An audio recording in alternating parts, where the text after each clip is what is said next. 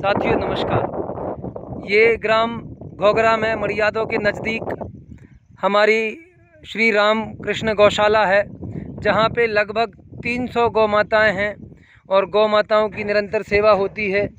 और इसी के पास में लगा हुआ ये जंगल है, जहाँ पर गौ माताओं को चरने के लिए बहुत अच्छा घास भी उपलब्ध है। और ये पूरा क्षेत्र कृषि क्षेत्र है। और इसी के नज़दीक करकोई ग्राम है, जहाँ की बताया गया हम लोग जैविक खेती कर रहे हैं। बाजू में ये पूरा खेत है। अभी चूँकि बारिश है, बारिश में जंगल में चरने को बहुत सारी चीज़ें होती हैं। जैसे ही बारिश ख़त्म होती है तो ये गौशाला की ज़मीन है, जिसमें हम गौ माता को चरने के लिए चारा उगाते हैं। साथ ही यहाँ पर ये पूरा जैविक खेती भी किया जाता है। और इस तरीके से हम एक मॉडल बना रहे हैं, जहाँ पर जैविक खेती का एक बड़ा मॉडल प्रस्तुत किया गया है। हमारे बीच में गौशाला के संचालक हैं आदरणीय दामोदर बंजारा जी, तो जो कि पिछले 10 से 12 वर्षों से गौशाला संचालित कर रहे हैं। और अब हम लोग निताई ग्रुप के माध्यम से मिलकर के गौ सेवा कर रहे हैं, दामोदर जी के मार्गदर्शन में निताई ग्रुप के माध्यम से।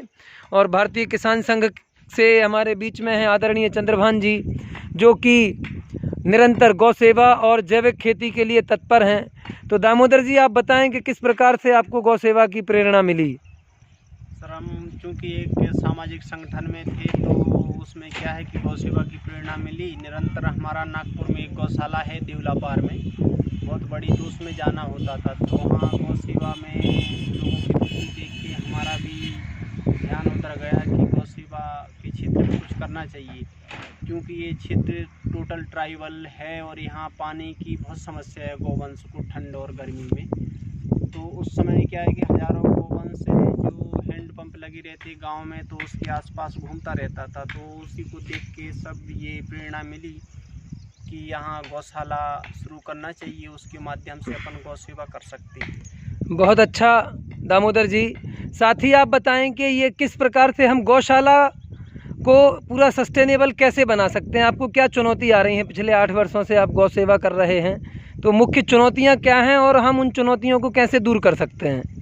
सर, यहाँ क्या है कि चूँकि ये क्षेत्र टोटल ट्राइबल है और यहाँ कोई बड़ा शहर है नहीं, तो यहाँ पे दानदाताओं की मतलब ऐसी कोई हेल्प अपन को मिल नहीं पाती कि गौ सेवा के क्षेत्र में उनसे चारा भूसा के लिए कुछ सहयोग लिया जा सके।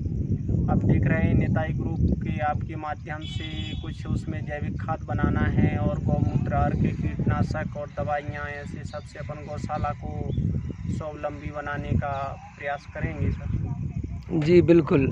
चंद्रभान जी हमारे बीच में हैं, भारतीय किसान संघ के अध्यक्ष आदरणीय चंद्रभान जी।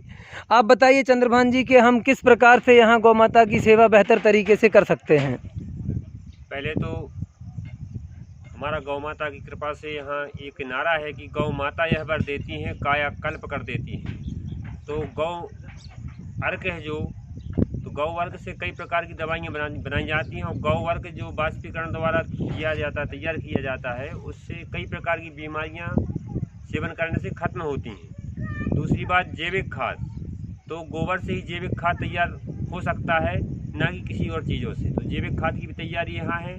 तीसरी बात, हमारा दमोह जिला और जैविक पूर्ण जैविक हो, ऐसा हम लोगों का प्रयास है। और हमारे यहाँ जो करकोई गांव में जो जैविक खेती की तैयारी की है, एक मॉडल शुरू किया है। तो हम सब लोगों का ऐसा मानना है, हमारे आदरणीय दामोदर जी गौ सेवक हैं और 10 साल से संपर्क में हैं। हम लोगों ने इनसे प्रेरणा ली और ऐसे गौ सेवक जो ज़मीनी स्तर पर काम कर रहे हैं, ऐसे गौ सेवकों की सबको सहयोग करना चाहिए और इनका आत्मबल बढ़ाना चाहिए। और इस गौशाला में छोटा छोटा दान दे करके पूरे ज़िले के किसानों से मैं आग्रह करूंगा कि ऐसी गौशाला को दान दें जो वास्तव में गौशाला हमारे यहाँ से गौ सेवक चला रहे हैं, ऐसा मेरा आग्रह है। धन्यवाद आदरणीय चंद्रभान जी। और मैं आपको आश्वासन दिलाता हूं कि निताई ग्रुप ने जो पहल की है कि गौ सेवा के लिए इस गौशाला में, तो जो पिछले 8-10 वर्षों से आप मेहनत कर रहे हैं, अब निताई ग्रुप भी आपके साथ है और सहयोग करेगा और गौ सेवा करेंगे। वास्तव में गौ माताएं हैं जो हमें सेवा करने का अवसर देती हैं। और जैसा कि चंद्रभान जी ने बताया कि हम पूरे दमोह को जैविक जिला बनाने का प्रयास करेंगे और अतिशीघ्र 2000 से लेकर 5000 एकड़ में हम जैविक खेती चालू करेंगे, जिसके माध्यम से गौ माता की सेवा होगी, किसानों की आय बढ़ेगी और भारत विश्व गुरु की ओर आगे बढ़ेगा। धन्यवाद। जय भारत, जय निताई।